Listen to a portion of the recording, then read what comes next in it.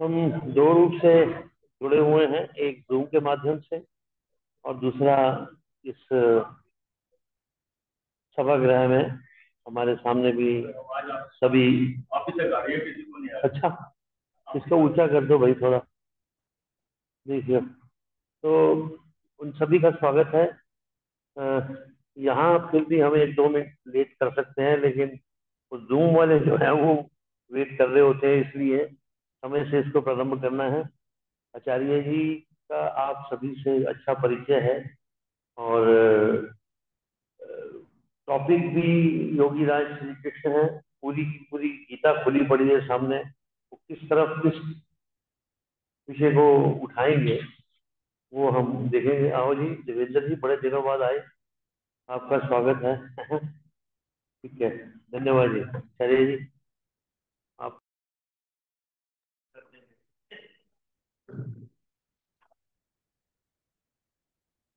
थोड़ा सा तन से और मन से व्यवस्थित होकर बैठे। एक बार आंखें बंद कर ले, लंबा श्वास भरें। ओ,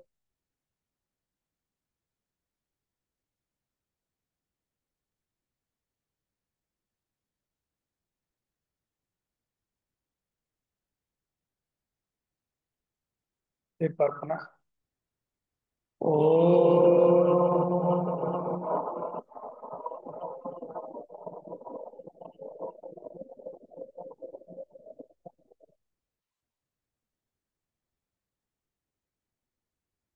एक बार फिर से। ओ,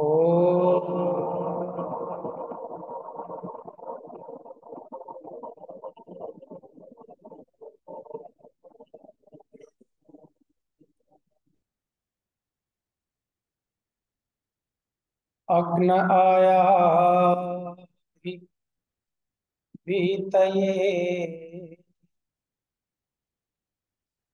गृणानो अभ्यदाये निहोता सत्सिवर्षि त्वमेव माता च पिता त्वमेव त्वमेव बन्धुश्च सखा त्वमेव त्वमेव विद्या द्रविणं त्वमेव त्वमेव सर्वं मम देव देव।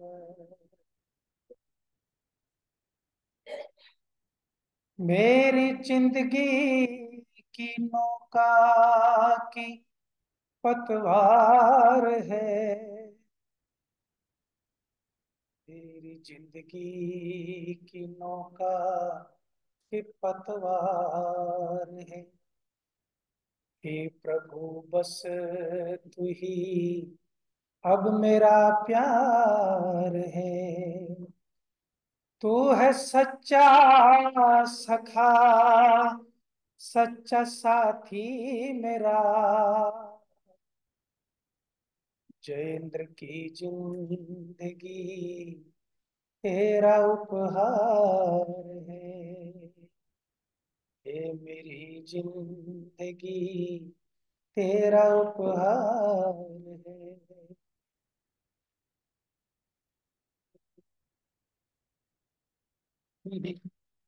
शांति शांति।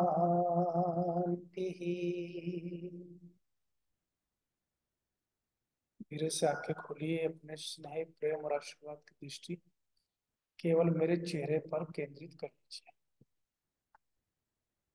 आदर और सम्मान के योग्य, जिनके पवित्र संकल्प से यज्ञ पर्व प्रकाश नामक पुस्तक का संकल्प करने का, संपादन करने का मुझे अवसर मिला और वो आपके हाथों में पहुंची। समादरणीय श्रीमती इंदु चौहान जी का एक बार तालियों से अभिनंदन करें। आदर और सम्मान के योग्य आर्य समाज डिफेंस कॉलोनी के समादरणीय प्रधान, जिनमें ऊर्जा और उत्साह का ऐसा संगम है, पुरुषार्थ की ऐसी प्रवृत्ति है जो सबको प्रेरणा देती है, आदरणीय श्री अजय चौहान जी का हार्दिक अभिनंदन स्वागत। तालियों से आप सबका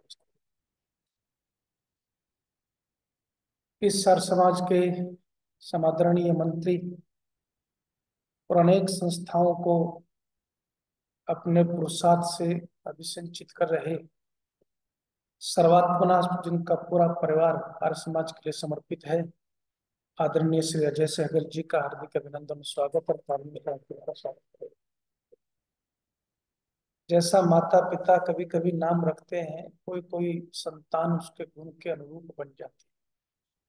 आदरणीय मृदुला चौहान जी का नाम पिताजी ने माता ने जैसा रखा, ऐसे ही उसी के अनुरूप उनका व्यक्तित्व समस्त जीवन है। आदरणीय मृदुला चौहान जी का हृदय से अभिनंदन और स्वागत करता हूँ। हमारे संरक्षक आदरणीय आनंद चौहान जी नहीं है, उनको नमन करता हुआ आगे चलता हूँ। सभी वंदनीय अभिनंदनीय मातृशक्ति भद्र पुरुषों, आचार्य रामचंद्र जी, आचार्य पवन शास्त्री जी, प्रिय ब्रह्मचारी, आज आप यहाँ पर बहुत महत्वपूर्ण एक विषय पर एकत्रित हुए हैं और मुझे भी परमात्मा ने आज 8 दिन बाद ऊर्जा से भरा है। 8 दिन से मैं बीमार चल रहा था, प्लेटलेट्स भी थोड़ी नीचे चली गई थी, जब का कार्यक्रम बीच में छोड़ के आया था, लेकिन आज सुबह से कई जगह बोल चुका हूँ तो ठीक ठाक ऐसा। देखिए, योगेश्वर कृष्ण की जब बात आती है तो बहुत विराट व्यक्तित्व जो है वो हमारे सामने उपस्थित होता है। फिर एक एक शब्द को सुनना जी, एक एक शब्द में फिलोसफी है, दर्पण हो, उसको छोड़ना नहीं। यदि आप धर्म को खोजना चाहते हैं तो कृष्ण को खोजिए, यदि आप तप को खोजना चाहते हैं तो कृष्ण को खोजिए, यदि आप राजनीति को खोजना चाहते हैं तब भी कृष्ण को खोजिए, यदि आप योग को खोजना चाहते हैं तब भी कृष्ण को खोजिए, यदि आप अध्यात्म को खोजना चाहते हैं तब भी कृष्ण को खोजिए, यदि आप दुनियादारी को खोजना चाहते हैं तब भी कृष्ण को खोजिए। कोई ऐसा विषय नहीं जो कृष्ण से बाहर है। ऐसा लगता है कि कोई अगर पूर्ण पुरुष इस धराधाम पर हुआ है तो इसका नाम योग। बाल्यावस्था में उनके जीवन को देखें तो कितना आकर्षक है। मुझे नहीं लगता जो माँ अपने बच्चों को जन्म देती है और खिलाती है, किसी भी माँ ने ऐसा न हुआ हो कि अपने बच्चे को कभी कहना, कभी कन्हैया कह करके न बुलाया हो। ये उस व्यक्तित्व की ऐसी छाप है, इस संस्कृति पर ऐसी छाप है जो बहुत गहरी है और मैं कहता हूँ हमेशा रहेगी। प्रश्न बहुत सारे हैं, चर्चाएं बहुत सारी हैं, लेकिन जब जब मैं गहराई में जाता हूँ, सोचता हूँ, चिंतन करता हूँ, तो बहुत सारी चीजें मेरे सामने आकर के खड़ी होती चली जाती है। अभी सम्माननीय श्री राम भद्राचार्य जी ने हमारे सामने एक प्रश्न उछाल दिया। वो कहने लगे कि आर्य समाज के लोग जो हैं, और इत्तेफाक से मेरे गुरु जी डॉक्टर महावीर अग्रवाल जी, जिनके अंडर में मैंने पीएचडी की है, वो उस सभा में थे, लेकिन वो इतने शिष्ट व्यक्ति हैं कि उस समय सभा में बोलना उचित न समझा। बाद में पत्र से उन्होंने उत्तर जरूर दिया। तो उन्होंने भी उछाल दिया कि आर्य समाज के लोग तो कृष्ण को जो है और राम को जो है वो काल्पनिक मानते हैं, और ये बड़ी भारी भूल जो है वो महर्षि दयानंद सरस्वती ने की। जबकि महर्षि दयानंद सरस्वती ने भागवत पुराण के विषय में कल्पना की बात कही है, और पूरा स्पष्ट लिखा है सत्याप्रकाश में कि यदि आपने वाल्मीकि रामायण को नहीं पढ़ा और महाभारत को नहीं पढ़ा तो आपका जीवन अधूरा है। यदि आपने राम को जानने की कोशिश नहीं की तो आपका ज्ञान अधूरा है, और कृष्ण को जानने की कोशिश नहीं की तो पूरा जीवन अधूरा है। ये स्पष्ट रूप से महर्षि दयानंद सरस्वती ने कहा है। तो कहीं पर भी ऐसी कोई बात नहीं है, लेकिन थोड़ी थोड़ी बातें हैं जिनको समझने की आवश्यकता है। योगेश्वर कृष्ण के जीवन को समझने के लिए उनकी कुछ घटनाओं की चर्चा करना, उसके पीछे के मर्म को समझना बेहद आवश्यक है। लेकिन कभी कभी मुझे थोड़ा सा दुर्भाग्य लगता है कि जो शास्त्र लिखे गए हैं, हम अंग्रेजों को दोष देते हैं, देना चाहिए, क्योंकि लॉर्ड मैकाले ने क्या कहा था कि जब तक इस देश में ये विश्वविद्यालय है, नालंदा विश्वविद्यालय जैसे विश्वविद्यालय है, जब तक इसमें संस्कृति है, जब तक इसमें यज्ञ है, तब तक दुनिया की कोई ताकत इस हस्ती को मिटा नहीं सकती। आप जो है इनको कोट पैंट पहना सकते हैं, लेकिन ये तब तक जो है हिंदुस्तानी रहेंगे, आर्य रहेंगे, जब तक इनके विचार आर्य संस्कृति से जुड़े हुए विचार हैं, उसको कोई हटा नहीं सकता। तब उसने संस्कृति पर हमला किया, तब उसने गुरुकुलों पर हमला किया, तब बहुत सारी चीजों पर हमला किया।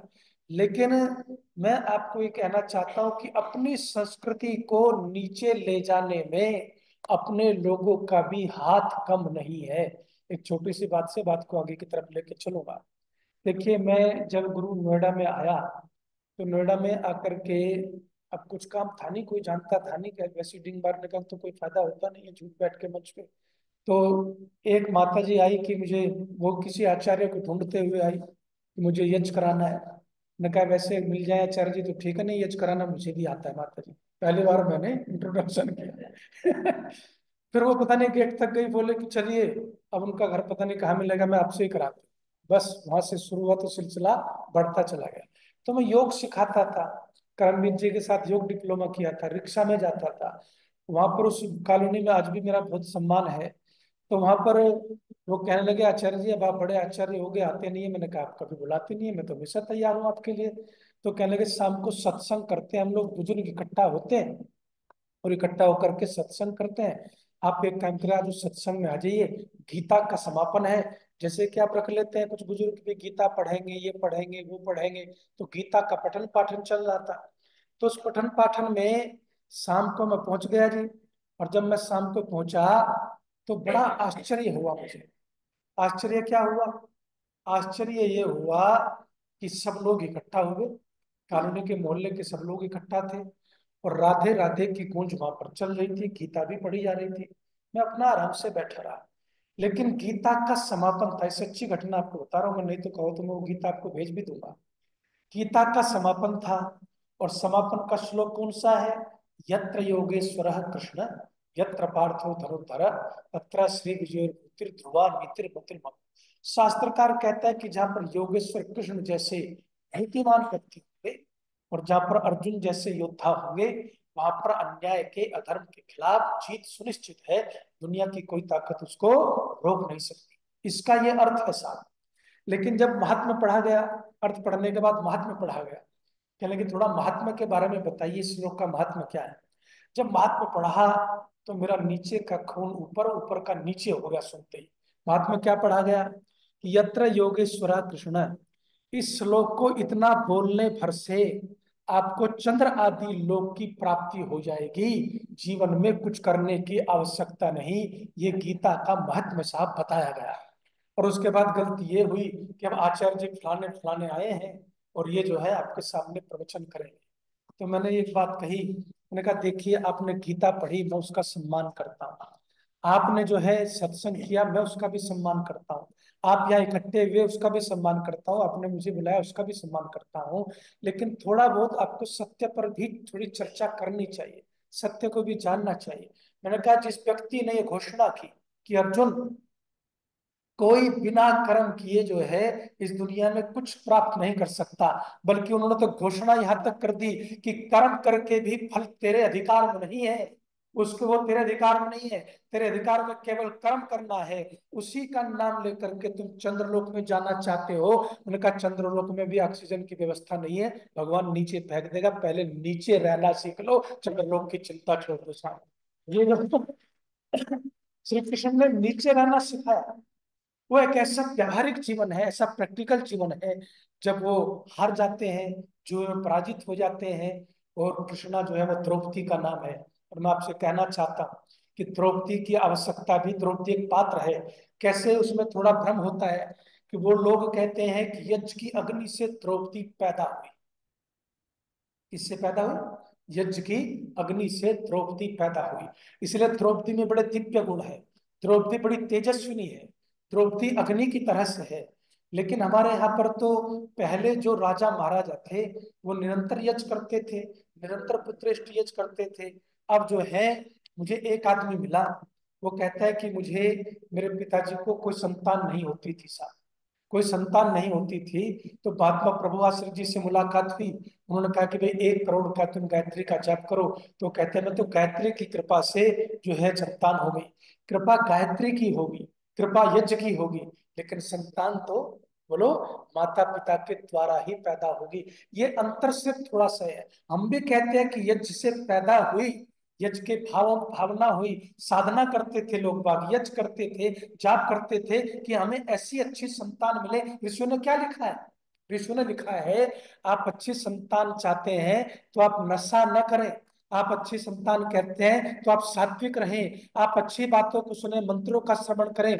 और मंत्रों को सुनते हुए, यज्ञ को सुनते हुए, किसी घर में यज्ञ होता है तो उसको स्वाभाविक रूप से कह देते हैं ये तो यज्ञ भगवान की कृपा है। संतान तो बोलो माता पिता से ही उत्पन्न होती है। तो वो बड़ी तेजस्विनी थी, इसमें कहीं कोई शक नहीं।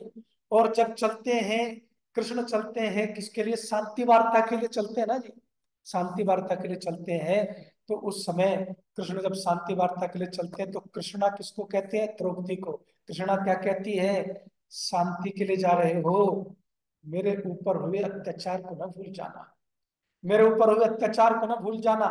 और मैं आपको ये आज कहता हूं, इस देश में द्रौपदी जैसा चरित्र पैदा हुआ, इस बात का हमें गर्व है। अगर कोई दुष्ट दुशासन उसके केसों पर हाथ डालेगा तो निश्चित रूप से उसकी छाती का रक्त पीने के लिए वो लालायित हो जाएगी, उसको कोई रोक नहीं सकता। वो भाव उसमें था। उसने कहा शांति के लिए चल पड़े तुम, बहुत शांति दूत बन करके जा रहे हो, भाई बनते हो, अपनी बहन का भी ध्यान रखना, उस अपमान का भी ध्यान रखना। तो कहते हैं कृष्ण तो जानते थे कि शांति लौटेगी नहीं, लौटेगा तो युद्ध, लेकिन समाज को भी जवाब देना है। कल आने वाली पीढ़ियां पूछेंगी कि भाई तुमने क्या किया शांति के लिए, तब उस समय मैं क्या कह पाऊंगा, उस समय क्या कर पाऊंगा। तो उस समय कृष्ण जो है कहते हैं कि द्रौपदी, बड़े भैया का आदेश है, शांति वार्ता के लिए दूत बनाया है, और मैंने वचन दिया है कि जो वो कहेंगे मैं वो करूंगा। तो शांति वार्ता के लिए जा रहा, और शांति वार्ता के लिए कृष्ण जाते हैं, इतिहास गवाह है। शांति वार्ता के लिए कृष्ण जाते हैं और शांति वार्ता पूरे मन से रखते हैं। जानते थे भीष्म पितामह की कृष्ण की शक्ति क्या है, जानते थे द्रोणाचार्य की कृष्ण की शक्ति क्या है, लेकिन फिर भी उन्होंने ऐसा अपने आप को प्रदर्शित किया कि दुर्योधन जैसा दुष्ट जो है उनको बांधने के लिए लालायित हो उठा कि इनको अभी बंधन में डाल लेते हैं। जबकि वो जानता, वो जो है भूल गया कि कृष्ण जो है वो केवल दूत नहीं है, वक्त पड़ने पर उनकी उंगली पर बोलो तो सही सुदर्शन चक्र भी लहरा जाता है। दुर्भाग्य की बात यह है कि उस सुदर्शन चक्र की गाथाएं विलुप्त होती जा रही हैं, उनकी जगह मुरली की गाथाएं ज्यादा चल रही हैं। अरे हम संगीत विरोधी नहीं है भाई, हम भी मुरली बजाओ, गीत गाओ तो हम भी सुनते हैं। यहाँ पर कितने अजय सागर साहब हमारे प्रधान जी कितने संगीत का आयोजन करते हैं, मुरली बजे, बंसी बजे, धुन बजे, वो एक अलग वातावरण है, अलग चीज है। लेकिन जब देश पर संकट हो, जब दुष्टता तांडव करती हो, जब अधर्म सर उठाता हो, तो उस समय कृष्ण ये नहीं कहते कि मुझे बंसी बजानी है, उस समय कहते हैं परित्राणाय साधूनां विनाशाय च दुष्कृतां धर्म संस्थापनार्थाय संभवामि युगे युगे। मैं इस धरती पर इसलिए आना चाहता हूँ कि दुष्टों का नाश करना चाहता हूँ, अधर्म का नाश करना चाहता हूँ, धर्म की स्थापना करना चाहता हूँ। और वो धर्म की स्थापना इतनी फीकी तालियों से होती है क्या? तालियां जोरदार, कम से कम तालियां बजा लो जोरदार, तो स्थापना कर, वो धर्म की स्थापना का संकल्प लेते हैं। वो कहते हैं परमात्मा मुझे वैभव नहीं चाहिए, धन नहीं चाहिए, बस मुझे वो ऊर्जा देना, मुझे वो शक्ति देना, मुझे वो जोश देना, मुझे वो उत्साह देना, मेरे अंदर वो वीरता देना कि जहां अधर्म फैल रहा हो, अधर्म के खिलाफ मैं खड़ा हो सकूं, अन्याय के खिलाफ मैं खड़ा हो सकूं, मैं जो है असत्य के खिलाफ खड़ा हो सकूं। और जो असाधुओं की हत्या होती हो, साधुता का जहां पर पराभव होता है, मैं साधुता को जीत दिला सकूं। ये उनके जीवन की सबसे उत्कृष्ट अभिलाषा है। और उस अभिलाषा में वो दूत बनने को तैयार हो गए साहब। और दूत बन करके जब जाते हैं तो उस दूत में कृष्ण जो है वहां जाकर के शांति का प्रस्ताव रखते हैं। और शांति का प्रस्ताव कितने अद्भुत ढंग से रखते हैं, सब बड़े प्रभावित होते हैं। उसके बाद दुर्योधन क्या कहता है? दुर्योधन कहता है कि सवाल ही पैदा नहीं होता।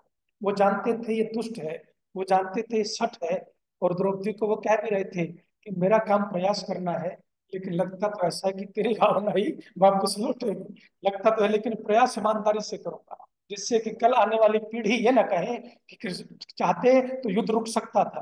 प्रयास किया और अपनी तरफ से ये कह दिया, छोड़ो आधा राज्य, छोड़ो कोई प्रांत, अगर 5 गांव भी दे सकते हो तो 5 गांव में 5 पांडवों को संतुष्ट कर लूंगा। युद्ध टलना चाहिए, कि युद्ध से रक्तपात होगा, मानवता नष्ट होगी, संस्कृतियां नष्ट होंगी, कितना खून बहेगा तुम इसकी कल्पना नहीं कर सकते, क्योंकि तुम दुष्ट और जिद्दी व्यक्ति हो। लेकिन वो कहता है गिरफ्तार कर लो इसको।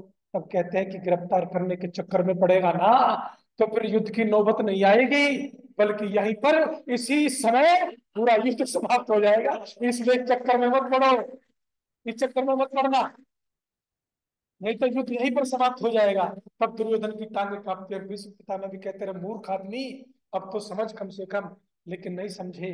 अगर भीष्म पितामह भी वक्त रहते हुए बोल जाते तो फिर बात ही कुछ और थी साहब। और कृष्ण के घर जाकर के भी मैं आपको कहता हूँ, हमारे पथिक जी ने गीत लिखा है, जहाँ स्वागत नहीं होता वहां जाना नहीं चाहिए। और कृष्ण ने जब दुर्योधन ने प्रस्ताव रखा भोजन कर लीजिए, पकवान बने, बोले भोजन दो स्थिति में करता है, या तो जान निकल रही हो या खिलाने वाले के अंदर बहुत इज्जत हो। जान मेरी निकल नहीं रही, इज्जत तेरे मन में है नहीं, तो भोजन का सवाल ही पैदा नहीं होता। और विदुर के घर जाकर के साथ देखिए, ये होता है जीवन।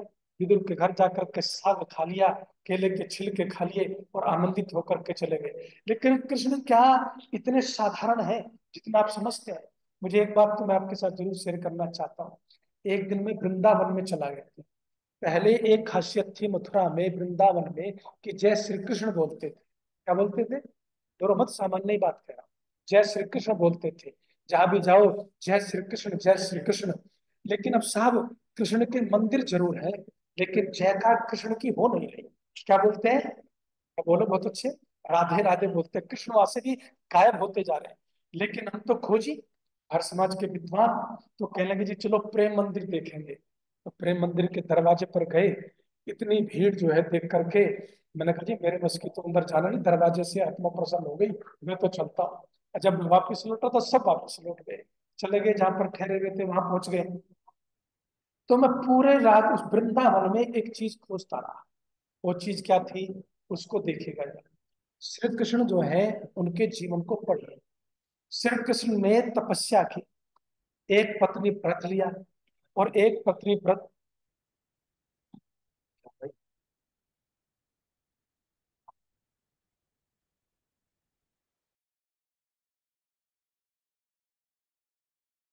एक पत्नी व्रत लिया जी। आश्चर्य करेंगे यदि आप महाभारत पढ़ेंगे। 12 साल की तपस्या के बाद एक पुत्र प्रद्युम्न को जन्म दिया। और यदि दोनों पिता पुत्र एक साथ खड़े हो जाए तो लोग ये पहचान भी पाते थे कि कृष्ण कौन से हैं और प्रद्युम्न कौन से हैं।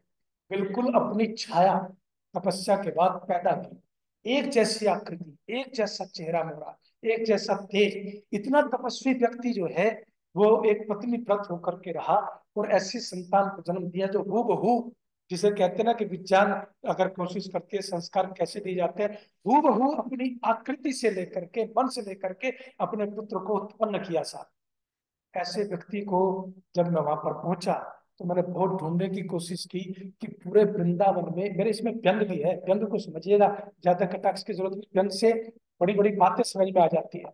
तो मैं वृंदावन में खोज रहा था कि कहीं रुक्मणी का भी तो नाम मिले है। हर दीवार पर राधे राधे राधे राधे चलती गई साहब। लेकिन एक जगह बोर्ड मिला सैगल साहब, बहुत बढ़िया।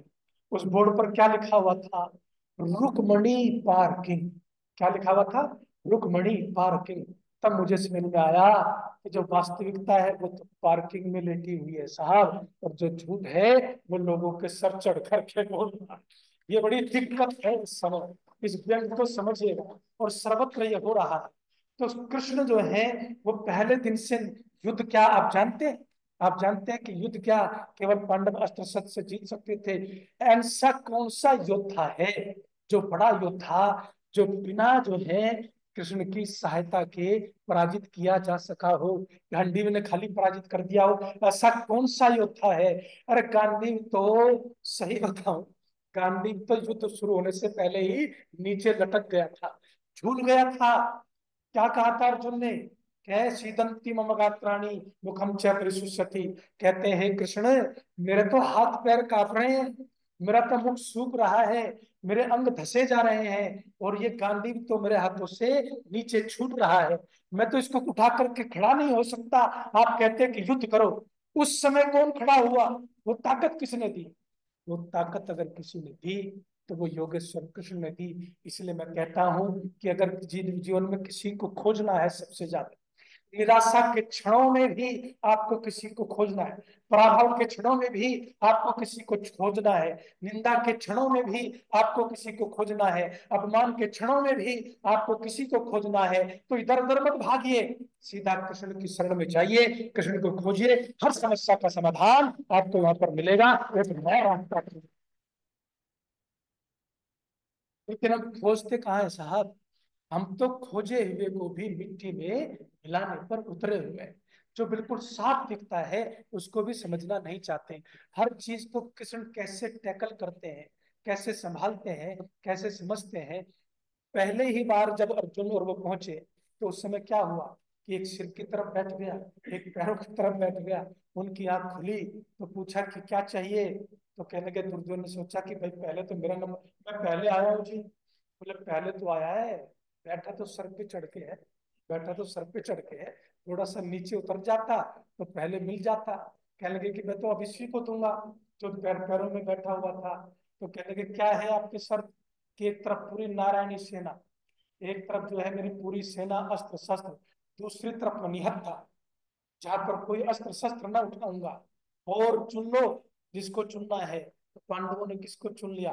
निहत्थे कृष्ण को चुन लिया, क्योंकि वो जानते थे ये व्यक्ति निहत्था होता हुआ भी हजारों अस्त्रों शस्त्रों पे ऊपर जो है प्राप्त करने की क्षमता रखता है, ऐसी प्रखर बुद्धि है। और वो बुद्धि हमेशा काम आई। पहले ही दिन जो जब युद्ध लेकर के लौटे ना, युद्ध लौट करके लौटे तो जानते थे कि सबसे बड़ा खतरा है इस समय कर्ण। और कर्ण के पास जो है 5 अमोघ शक्तियां हैं। जल्दी जल्दी बोलो, जल्दी खत्म करेंगे, बहुत सारी बातें सुनानी है आपको है। तो 5 अमोघ शक्तियां हैं। उन अमोघ शक्तियों को कैसे लिया जाए? क्योंकि वो शक्ति ऐसी थी जिस पर चलेगी वो जीवित बचेगा नहीं। तो जाकर के कुंती से कहा, देख अब युद्ध की घोषणा हो गई, अब हाथ पर हाथ धर करके बैठने से कुछ ना होगा। अब तो युद्ध लड़ना है तो फिर युद्ध की तरह से लड़िए, पूर्णता के साथ लड़िए, पूरी शक्ति के साथ लड़िए। कृष्ण ने हमें ये सिखाया, याद रखना, जो काम करना पूर्णता के साथ कर, जो भक्ति करो तो पूर्णता के साथ करो, कर्म करो तो उसको भी भक्ति में बदल डालो, पुरुषार्थ करो तो उसको भी पूर्णता के साथ करो। वो कहते हैं अधूरे मन से किया गया कोई भी कार्य आपको कभी सफलता नहीं दिला सकता। जो कार्य करना पूरे मन से करना, पूर्ण समर्पण भाव से करना। और कृष्ण ने ये शिक्षा दी सबको, और गीता में यही समझाया, अर्जुन को यही समझाया कि तू तो नाहक विचलित होता है।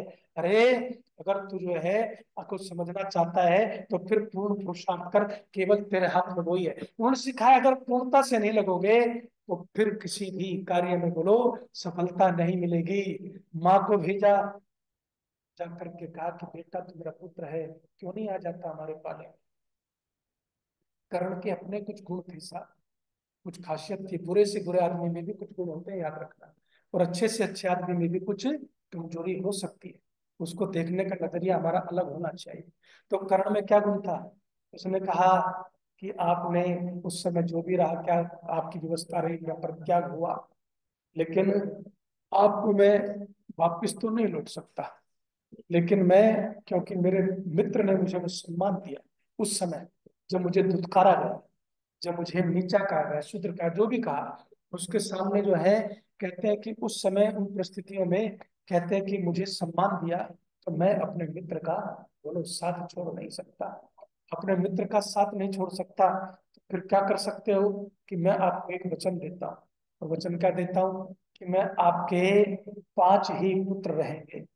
मैं मर गया, अर्जुन रहा तो भी 5 के 5 रहे, और अर्जुन मर गया, मैं रहा तो भी 5 के 5 रहे। मैं आपको वचन देता हूं कि मैं आपके और पुत्रों का वध नहीं करूंगा। और 4 शक्तियां जो है वो वापिस कर दी गई साहब। एक शक्ति रखी गई कि जो अर्जुन के लिए रखी थी, और आप सब जानते हैं इतिहास हुआ है, उसकी चिंता भी हरदम रही। और उसकी चिंता से मुक्ति कब मिली? जब घटोत्कच को युद्ध के मैदान में उतार दिया। और जब घटोत्कच ने तांडव मचाया ना, तो कर्ण कहता है, दुर्योधन कहता है, अरे भाई इसको रोको। तो कर्ण कहता है ये शक्ति तो अर्जुन के लिए है, मेरे पास और कुछ मसाला नहीं है, अर्जुन का इससे वार करूंगा। तो दुर्योधन कहता है, अरे अर्जुन का नंबर आएगा तब वार करेगा ना, ये तो घटोत्कच ही रात भर में सारी कहानी खत्म कर देगा। वो शक्ति घटोत्कच पर चली, अर्जुन को वहां से सुरक्षित निकाल करके ले गए। ये बुद्धिमत्ता सीखिए, नीति थोड़ी सी सीखिए। देखिए एक बात मैं आपको बताऊं कि उस समय प्रतिज्ञाओं का बड़ा दौर था। और एक जगह कहते भी है कृष्ण कि यार तुम लोग प्रतिज्ञा बहुत जल्दी कर लेते हो और फंसा देते हो मेरे जैसे आदमी को। इतनी जल्दी क्या रहती है प्रतिज्ञा करने की, जब देखो प्रतिज्ञा, जब देखो प्रतिज्ञा। प्रतिज्ञा कर ली अर्जुन ने, क्या? अर्जुन ने प्रतिज्ञा की कि जो मेरे गांडीव को अपमानित करेगा, जो मेरे गांडीव का अपमान करेगा, मैं उसी समय उसका बोलो वध कर दूंगा। मैं उसी समय उसका वध कर दूंगा, गांडीव को कोई अपमानित नहीं कर सकता। और अर्जुन ने ये कहा था, पहले ही दिन की घटना बता रहा हूँ, तो पहले ही दिन की महाभारत की घटना। अर्जुन ने क्या कहा? अर्जुन ने कहा कि मैं गांडीव को अपमानित करेगा तो उसको छोड़ूंगा नहीं। तो पहले दिन क्या हुआ कि कर्ण ने घायल कर दिया किसको? युधिष्ठिर को। खून कच्चा कर दिया। अब युधिष्ठिर पट्टी बंधवाने के लिए कैंप में चले गए। पहले ये था अगर राजा न दिखाई दे तो सेना का मनोबल टूटता था, ये समझाता था कि पराजय की तरफ हम जा रहे हैं साहब। तो अंदर कैंप में चले गए। कृष्ण ने देखा कि भाई युधिष्ठिर नहीं दिखाई दे रहे, अर्जुन ने देखा युधिष्ठिर नहीं दिखाई दे रहे, कहीं कोई अनहोनी तो नहीं होगी। ढूंढते ढूंढते कैंप में पहुंच गए माता। जब कैंप में पहुंचे तो उस समय युधिष्ठिर के मुख से निकल गए। वैसे युधिष्ठिर के मुख से कोई ढंग की बात कभी कभी बहुत देर से निकलती थी, गुरु उसमें बहुत थे, लेकिन कई मौकों पर बड़ी चूक होती थी। तो लेकिन निकल गई बात कि तू तो कहता था कि मैं एक दिन में ये कर दूंगा, वो कर दूंगा, फलाना है, ये है, वो है, मेरा गांडी वैसा, मेरा गांडी वैसा है। कहने लगे फिर देख मेरा क्या हाल कर रखा है, धिक्कार है तेरे गांडी को और तुझे भी। बस इस बात पर कहते हैं अर्जुन को क्रोध आता है। मेरे बात को समझना कि कैसे स्थिति में कैसे कैसे कहा कृष्ण क्या चीज है। जब क्रोध आ गया तो उसने धनुष पर बाण चढ़ा, और बाण चढ़ा करके कहा कि आज तो मजबूरी में ही सही, लेकिन मुझे अपने भाई का वध करना। उस भाई के कहने से अपमान का घूंट पिया उस व्यक्ति ने।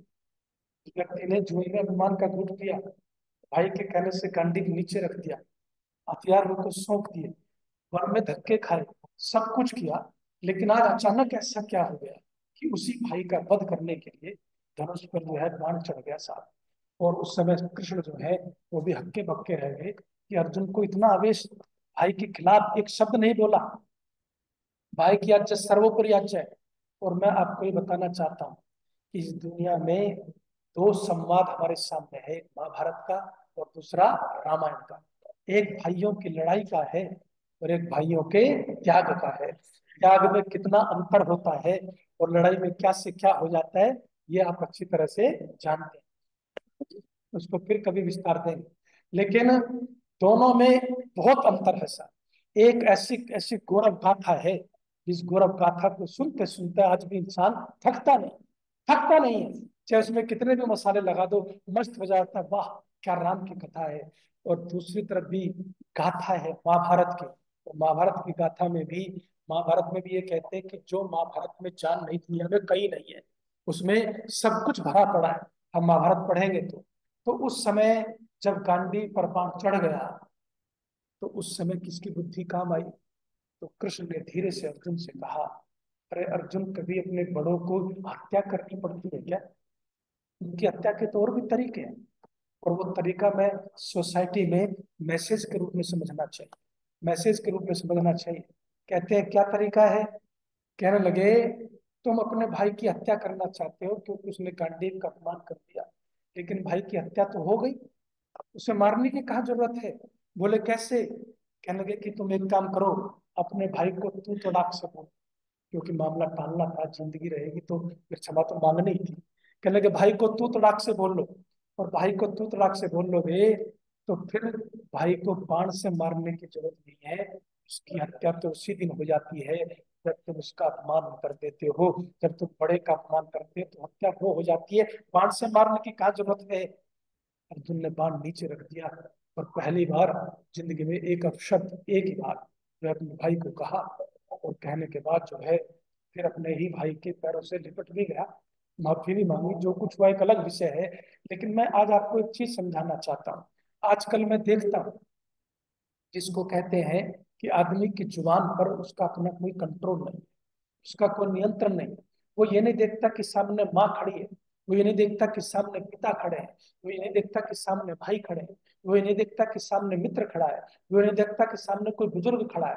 बस वो तो गांडीव चढ़ाता है और निकाल करके जो है छोड़ देता है। लेकिन याद रखना, आप तो किसी को, आपको हत्या करने की जरूरत नहीं होती।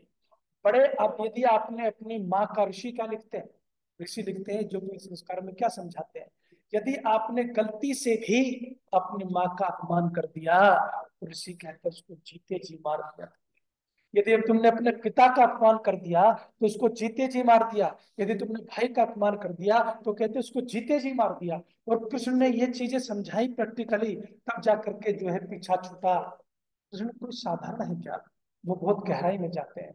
जिस समय भीष्म पितामह ने प्रतिज्ञा कर ली, ऐसे होते हैं मित्र, प्रतिज्ञा कर ली, साफ पड़ी, क्या प्रतिज्ञा कर ली कि कल तो अर्जुन का वध करके रहूंगा। प्रतिज्ञा कोई छोटे मोटे आदमी ने नहीं की थी, सब जानते हैं प्रतिज्ञा के पीछे अगर कोई सबसे बड़ा पागल हुआ है तो उसका नाम क्या है, मैं बोल दो, भीष्म पितामह। प्रतिज्ञा के पीछे ही सब कुछ कर लिया अनर्थ। तो प्रतिज्ञा कर रखी इसलिए सब अनर्थ के साथ दे दिया प्रतिज्ञा के चक्कर में। प्रतिज्ञा भीष्म पितामह ने कर ली। अर्जुन 12-1 बजे तक सोए हुए हैं, तो कृष्ण जो है अर्जुन को जाके उठाते हैं। "अरे, तू सोया पड़ा है बेवकूफ आदमी, तुझे पता है कल तेरे वध की प्रतिज्ञा कर ली, तेरे वध की प्रतिज्ञा कर ली, कल तेरा वध होगा।" बोला किसने कर ली, कि किसने कर ली, भीष्म पितामह ने कर ली, छोटे मोटे आदमी ने नहीं की। भीष्म पितामह ने तेरे वध की प्रतिज्ञा की। तब अर्जुन ने क्या कहा, मुझे सोने दो, तुम जागो, ये सारी चिंता तुम्हारी है, मेरी थोड़ी है। तुम जागो, चाहे जिसका मित्र कृष्ण जैसा हो, उसको चिंता करने की क्या जरूरत है, उसका मित्र है चिंता करने के लिए, मुझे क्या चिंता करने की जरूरत है। और अर्जुन चादर तान के सोता है। और कृष्ण जो है रात रात में तोड़ निकालते हैं, बूढ़े पितामह के पास पहुंचते हैं कि अपना इलाज खुद बता भाई, अपना इलाज बता, क्योंकि जब तक तुम रोड़ा बन करके खड़े हो तब तक धर्म की विजय हो नहीं सकती, क्योंकि तुम सबसे बड़ी रुकावट हो। और जब तक तुम अपना इलाज नहीं बताओगे, तुम्हें बताना पड़ेगा। तब भीष्म पितामह क्या कहते हैं, शिखंडी की आड़ में मरूंगा तो सही, लेकिन शिखंडी के बाण मेरा कुछ बिगाड़ नहीं सकते। वो तो यूं ही खुदा हुआ फिर रहा है, मतलब वो धनुष उठाए, मैं ये कर दूंगा वो कर दूंगा। बाण तो अर्जुन को ही चलाने पड़ेंगे। अब ये तुम तय कर लो कि तुम अर्जुन से बाण चलवा पाओगे या नहीं चलवा पाओगे, लेकिन मैंने उपाय बता दिया। अगर तुम मुझे हटाना चाहते हो तो शिखंडी को लेकर के आओ। तो सबको जो है एक तरफ से हटाते हुए कृष्ण चलते हैं साथ, हर जगह, हर जगह एक नीति के साथ खड़े हुए हैं कृष्ण। और इसलिए मैं कहता हूं कि कृष्ण जो है वो लीला में नहीं है, कृष्ण तो यथार्थ है साहब।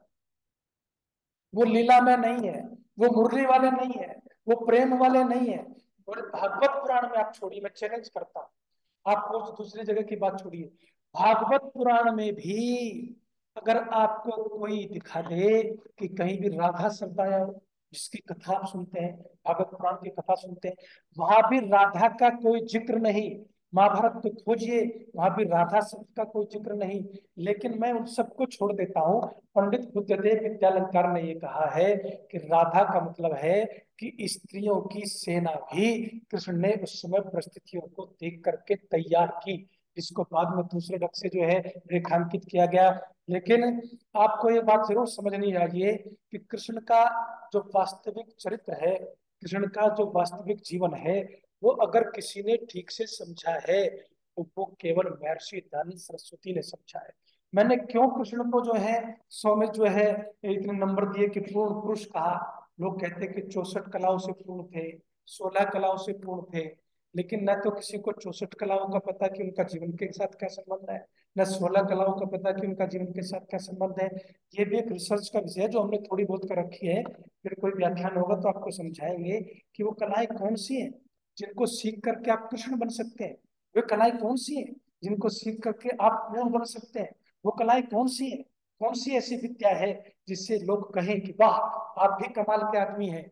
वो कलाएं सीखनी पड़ती है, वो सब कलाएं सीखी है कृष्ण ने। और श्री कृष्ण ने वहां से लेकर के सब कलाओं को सीखा।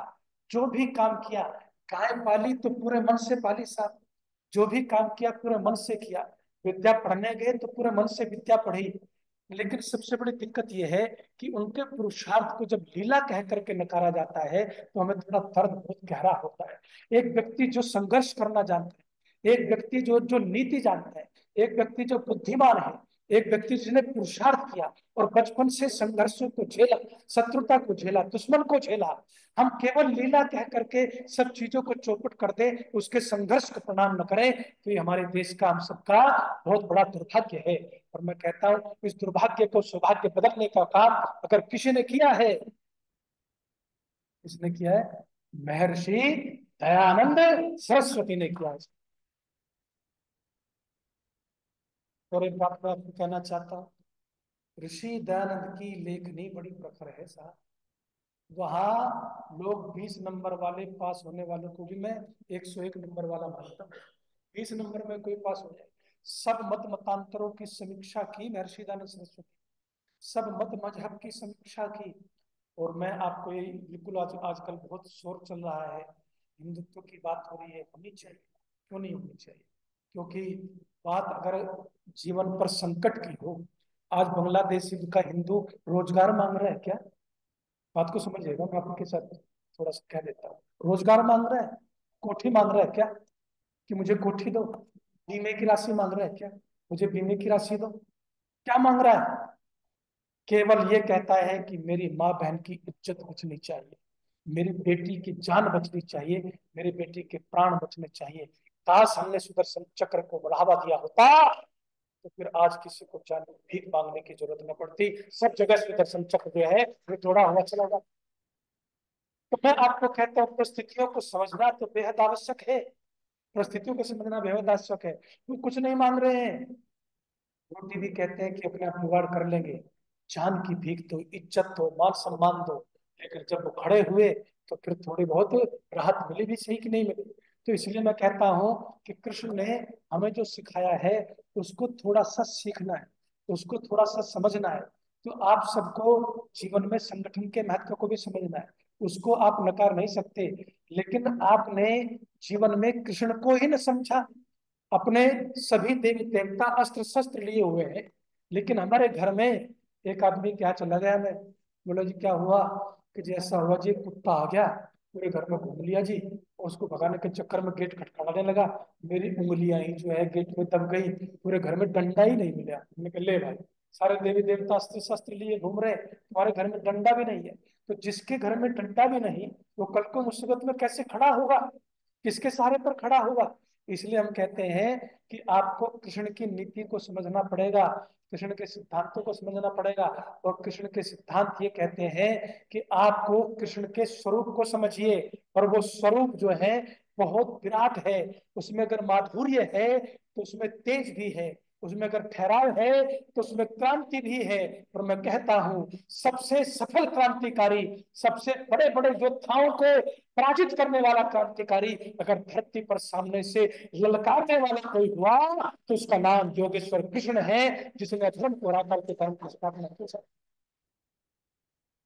अद्भुत व्यक्ति, अद्भुत व्यक्ति, ऐसा निडर व्यक्ति। अरे कितनी कितनी जगह मैं कहता हूँ कि क्या बुद्धि का लोहा मानते हैं। अस्त्र भी शास्त्र में है, योद्धा भी है, लेकिन बुद्धि भी साथ में चलती है। सब कुछ साथ में चलता है साहब, और लेकिन उसको समझने के लिए जो बुद्धि चाहिए वो बुद्धि ऋषिदानंद के अलावा किसी के पास है ही नहीं। दिक्कत यहाँ खड़ी हो गई, और हमारी कोई सुनने को तैयार ही नहीं है।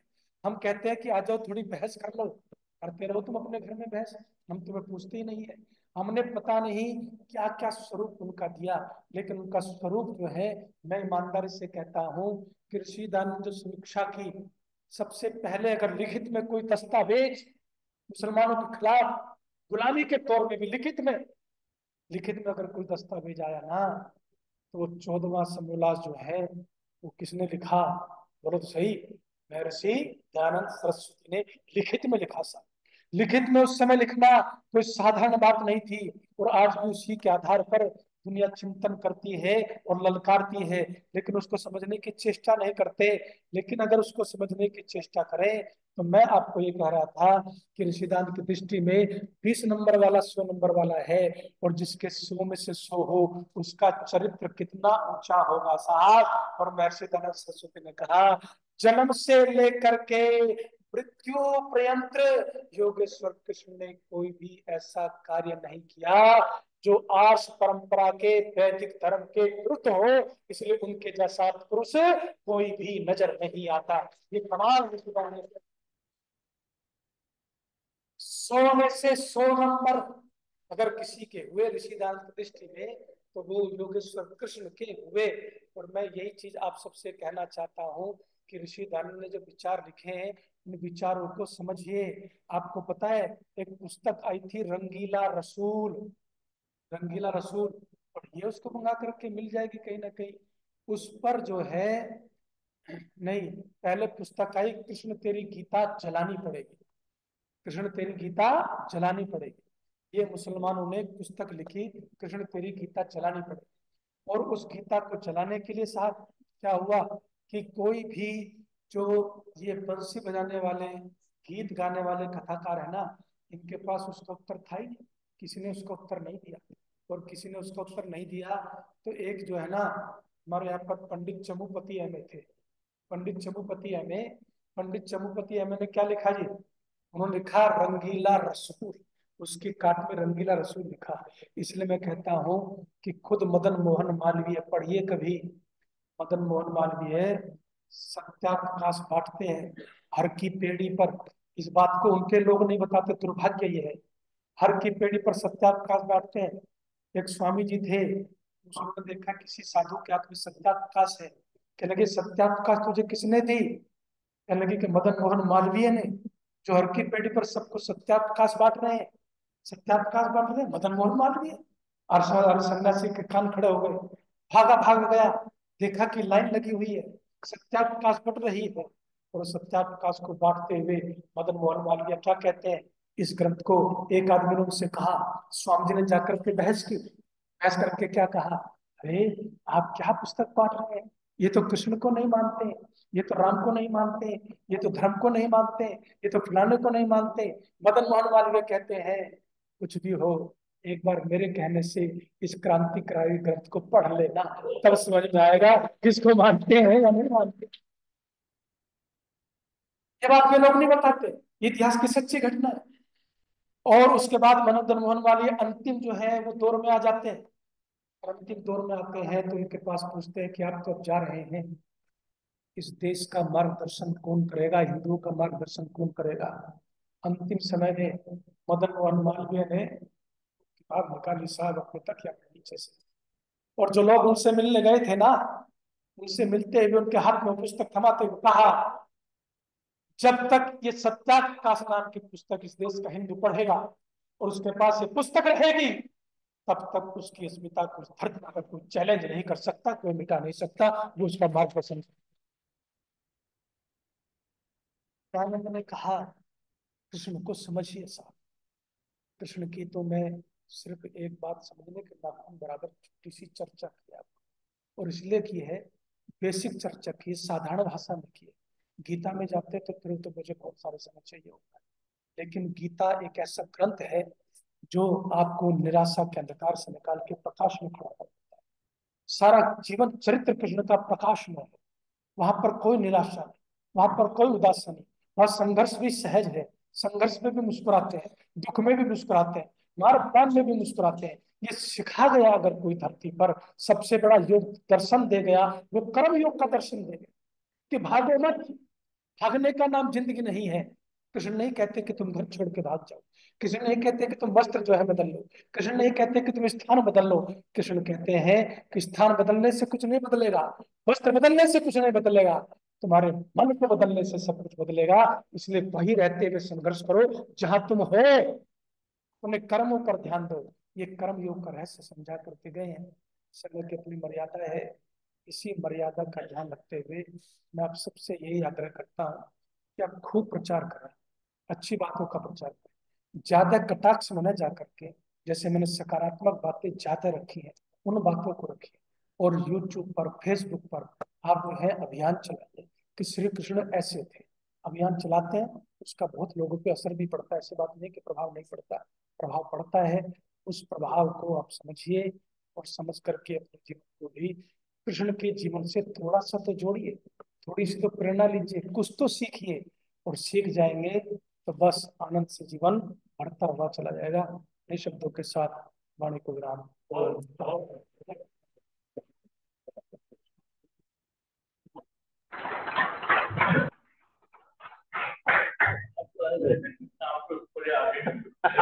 अंदर तो आचार्य जी का धन्यवाद। और खास बात यह है कि आचार्य जी किसी को सोने नहीं देते, किसी को नींद नहीं आती। कईयों में नींद आ जाती, इसमें किसी में नींद नहीं आती। खुद भी जोश में रहते हैं और सुनने वालों को भी जोश में रखते हैं। और जो सबसे पिछली सीट पे बैठते हैं उनको कम जोश आता है। इसलिए उनसे अनुरोध करूंगा कि आगे बैठा करो। एडवोकेट हो जी, आप क्यों इतनी गंदी की बात क्या कीजिए बैठने की।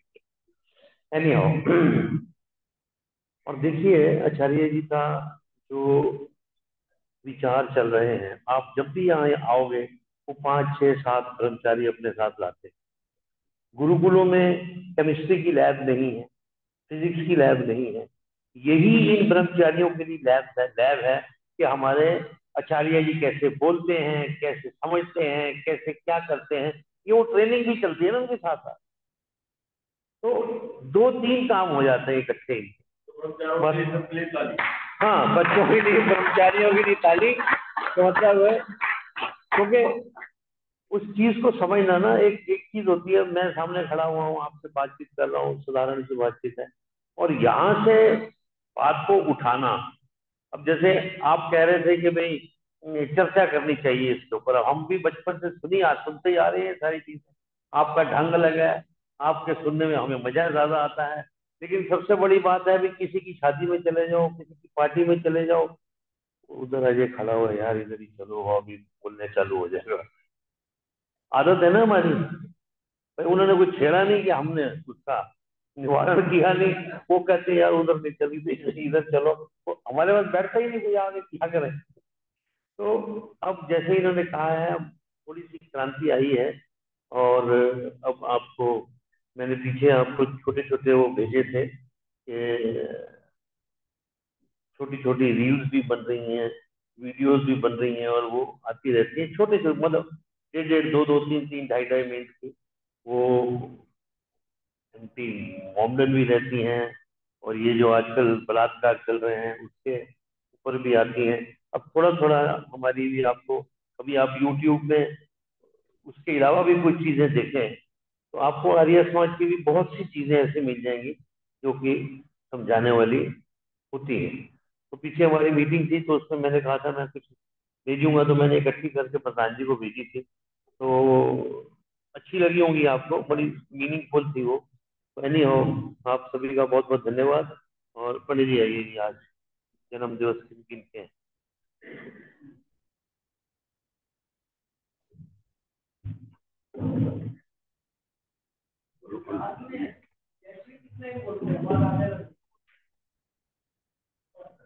आज हमारे जन्म दिवस मना रहे हमारे आदरणीय अचल चौहान जी, श्रीमती रेणु चौहान जी और श्री अरुण चौहान का पुत्र, उनका जन्म दिवस है। संस्कार, यज्ञ और वेद प्रवचन संस्कारों में लिया है आपने, और प्रभु की अपार कृपा है। जिसमें स्वामी जी महाराज लिखते हैं कि जो यज्ञ आदि करते हैं उनको विशेष सुख मिलता है। तो अचल जी एक ऐसे पुत्र हैं जो आप परिवार के थे, उन्होंने बचपन से दादी जी से, माता पिता से, बड़ों से, सबसे यज्ञ की परंपरा सीखी है। आज आपका जन्म दिवस है। हम, हमारी जैसे यहाँ की परंपरा है, पवित्र वेद मंत्रों से आशीर्वाद देते हैं और भगवान से विनय करते हैं कि इस दिवस पर आप बहुत अच्छी प्रेरणा लें। दूसरे हमारे आदरणीय जो हमारी आयुष्मान की संरक्षिता, जिनका बहुत बड़ा सहयोग रहता है, आदरणीय श्रीमती इंदु बहन जी, हाँ जी, जिन्होंने पीछे अपना ऑपरेशन कराया आंखों का और स्वास्थ्य लाभ किया है। आप कैसे स्वास्थ्य की हम प्रार्थना करते हैं। तो इन वेद मंत्रों से श्री अचल जी के लिए दोबारा भेजेंगे ना, ऑनलाइन है। ओम उत्तिष्ठ ब्रह्मणस्पते देवानयच्चे नमोदय आयु प्राणं प्रयां पशुं कीर्तिं यजमानं च वर्धय। ओम स्वस्ति न इंद्रो वृद्धस्रवाः स्वस्ति न पूषा विश्ववेदाः स्वस्ति नस्ताक्षमेमि स्वस्ति नो बृहस्पतिर्दधातु।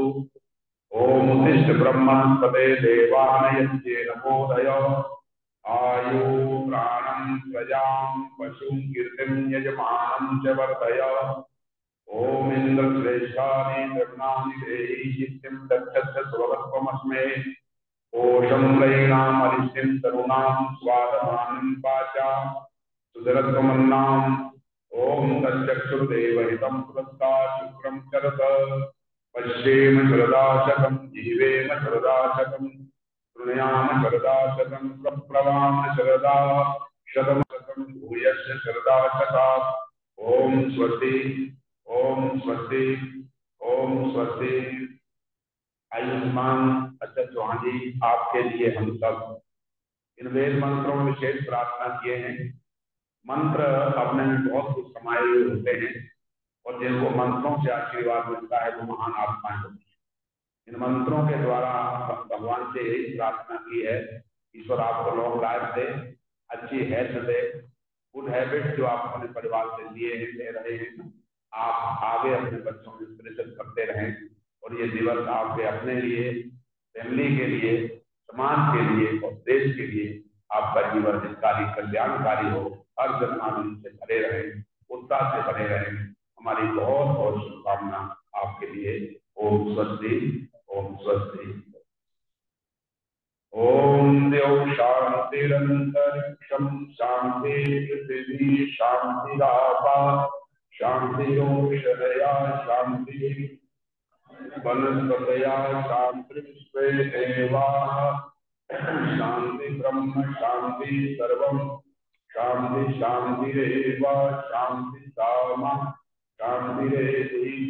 ओम शांति शांति शांति